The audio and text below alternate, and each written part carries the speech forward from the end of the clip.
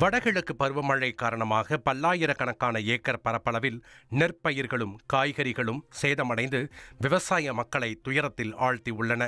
திருச்சி, பனையபுரம், உத்தமர்சீலி உள்ளிட்ட கிராமங்களில் குறுவை அறுவடைக்கு தயார் நிலையில் இருந்த சுமார் 1500 ஏக்கர் நெற்பயிர்கள் சாய்ந்து அழுகிய நிலையில் இருப்பதாக விவசாயிகள் வேதனை தெரிவித்துள்ளனர்.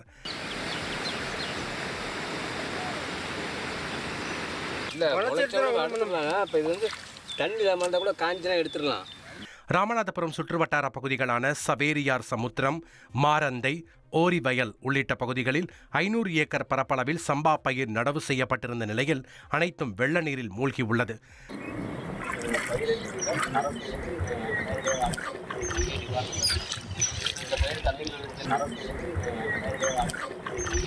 தஞ்சை, திருவிடைமருதூர் சுற்றுவட்டார பகுதிகளான அம்மன்பேட்டை, பகவதபுரம் உள்ளிட்ட பகுதிகளில் பெய்த கனமழை காரணமாக 200 ஏக்கர் சம்பா பயிர் நீரில் மூழ்கியுள்ளது.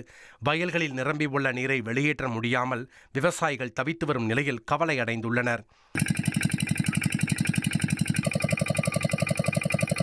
மயிலாடுதுறை பகுதிகளில் சுமார் 5000 ஏக்கர் பரப்பளவில் நடவு செய்யப்பட்டு 10 நாட்கள் மட்டுமான சம்பா பயிர் நீரில் மூழ்கியதால் விவசாயிகள் மீண்டும் நிலத்தை உழுது அடுத்த கட்ட பணிகளை தொடங்கியுள்ளனர்.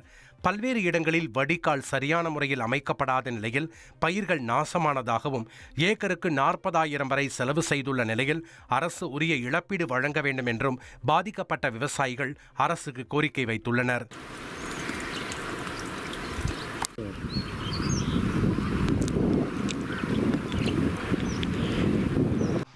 மேலும் நீலகிரி மாவட்டம் கோத்தகிரி சுற்றுவட்டார பகுதிகளில் பெய்த கனமழை காரணமாக காவிலோரை உள்ளிட்ட இடங்களில் கேரட், பூண்டு, புரோக்கோலி உள்ளிட்ட காய்கறிகள் அழுகி உள்ளன. இதேபோன்று சுமார் 6 லட்சம் ரூபாய் மதிப்பிலான காளான்கள் நீரில் மூழ்கின.